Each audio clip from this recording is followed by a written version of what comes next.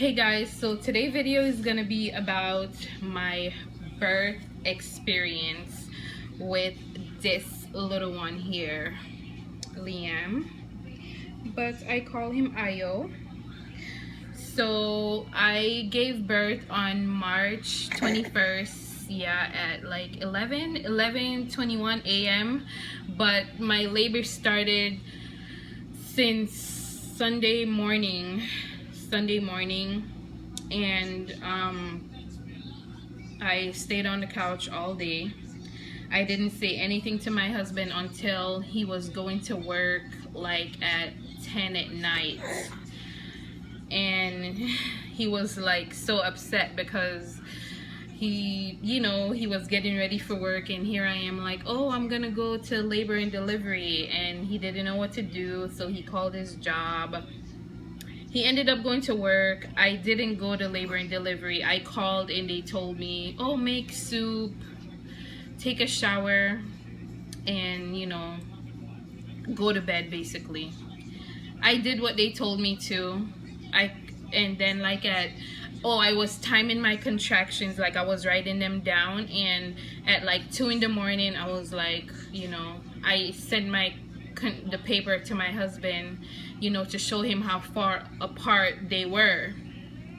And so I think he showed it to someone, but anyways, I was texting him, and then I told him that I want to go to labor and delivery, so he called a cab for me. It was snowing. He called a cab for me from his workplace, and then when I got outside, the cab was there. I went to the hospital. When I got to the hospital, they monitored me and for a little bit, then they sent me home. And I was so pissed off because it was snowing, it was cold, and I was in pain. I was in labor. So at that time, I think I was like, I think she said 3. I was like 3 centimeters. I think she was lying though. But anyways, yeah, they sent me home. I got another cab and I went home, and I showered again, and I tried to go to sleep.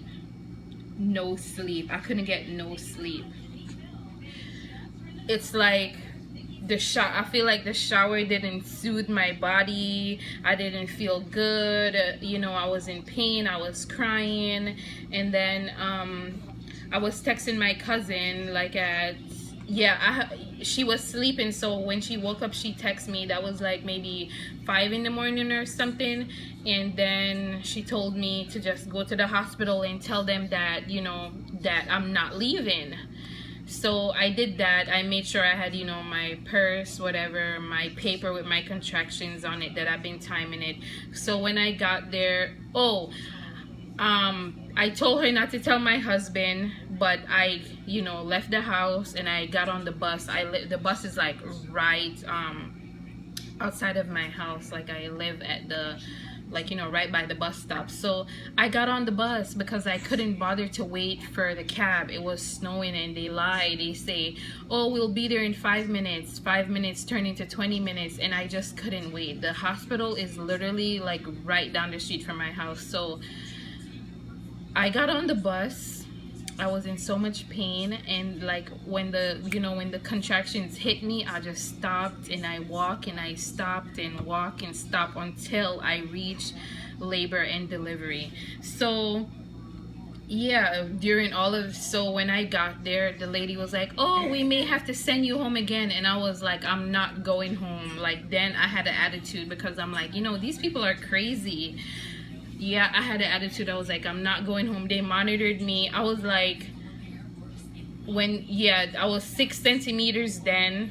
They went and got my room ready. I had to take off all my clothes. I called my husband and tell him, come straight to the hospital. And Andrea came. She works over at Brookdale, so she was there with me, and until he got there. I walked to my room. Yeah, but everything else they wanted me to do, like, you know, they wanted me to pee, I couldn't do anything. I just wanted to get into bed and lay down. I just wanted to sleep. I was so tired and I was so hungry, and they wouldn't give me nothing to eat, not even water. I was like, my husband was eating a lollipop and I was like, give me some, and my nurse was like, no. And I was just like, why? She's like, no. She's like, I'll bring you ice chips. I'm like, ice chips? I don't, you know, like, what am I gonna do with ice chips? I want some food, like, I'm starving. Anyways, I couldn't eat. So, you know, I was there by myself for a while before my husband showed up, and I was like, where is the man to give me the epidural? I was trying to get the epidural before he got there because he was against it. So yeah, so anyways, he showed up. The man still didn't come to give me the epidural, and I'm like, oh my god. So then they said something about it, and he's like, no epidural. And I'm like, get him out of here, get him out of here. Like, I was screaming to tell him, you know, tell them, get him out of my room. He ended up leaving out of my room. I did get the epidural, but I feel like the epidural did nothing for me, you know, because I feel like maybe it was too late, because mind you, I was like 6 centimeters then, and yeah, it didn't do anything, just causing me a whole lot of pain now. So anyways, yeah, I got the epidural. You know, the pain eased up a little bit, and I was there, you know, like waiting it out, waiting for him to come.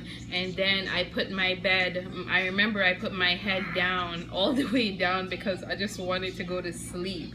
And I think my heart rate dropped or something, I can't remember. And I remember my nurse said, get the doctor, and he came, and then he checked down there, and yeah, his head was there. So he broke, my water didn't break, he had to break my water. And then that's when, you know, my room started filling up, and then we was getting ready, you know, for me to labor, like to have him. And you know, they was getting like everything ready, like putting those things up, you know, to put my legs on. And my midwife came. It was a bunch of stuff in that room, I guess all the things they need when they're delivering a baby. And they kind of let me do what I wanted to do. Oh, I forgot the part where my doctor came in the room, and, you know, he was trying to tell me how to manage the pain. And I wasn't doing it how they want me to. And he's like, look at me, just count the hairs on my face. And listen, I didn't want to hear any of that. I didn't want to hear none of that. Like, just let me manage this pain on my own, like I've been doing since Sunday morning. And yeah, they kind of just left me alone. And then, you know, when it was time for me to push, you know, he told me, like, you know, he told me when to push, but it was like they let, when I felt the pressure, like, you know, when I felt the pressure, that's when I push. Anyways, I don't remember, I didn't push for long. And there was like, I even had students. I had 3 students in my room, you know, they were helping, and I didn't mind. It's like, listen, I feel like, you know, after you have a baby, well, after you go through labor, and, you know, you have to skin out in front of all those people, you don't have no shame no more. So yeah, I didn't care, I didn't business. So we had, like, I pushed. Do you remember how long I had to push for? But anyways, he came out. Like, I remember my husband was there, like, he was on one side of the room watching until the head come out. And then I guess when the head pop out, he was like, you know, behind me, like behind my head, you know, like telling me to push. And yeah, when I remember when the baby came out, I was like, aren't you gonna cut the cord? Yeah, and I remember he cried, and then they just threw the baby on me, and I was just like, you know, looking at him like that, like, and then the doctor is like, rub the, my video cut off. So yeah, they just threw the baby on me, and I was just like, I didn't cry or anything. I wasn't, I don't know, but yeah, I didn't cry, and I just wanted them to clean him off, but they didn't. So yeah, we had to, you know, like skin to skin, and then they took him and cleaned him. Then they brought him back to me, and then that's when everyone started coming. And I remember I wanted to get out the bed. First, I had to pee in the bed, and then I was like, my nurse was like, oh, if you get up you're gonna fall, but I was like, I could get up, and I was getting off the bed, and I was, you know, trying to walk, and she was like, are you crazy? If you fall, I'm gonna get in trouble. I didn't fall. That epidural didn't do anything, clearly, and I got up and I peed, and it was like the most painful thing ever. And yeah, that was my labor and delivery story. My nerves were wrecked, and oh my god, ayo. And I think it was a pretty good experience, and I loved everyone that was on my team. They were pretty good to me, and I couldn't stop thanking them, you know, for being so good to me and everything. So yeah, and now 4 months later, this is him. Say hi, say hello to the people. Say hi, YouTubers. So that was my labor and delivery story, guys. Thanks for watching, and like and subscribe. Bye.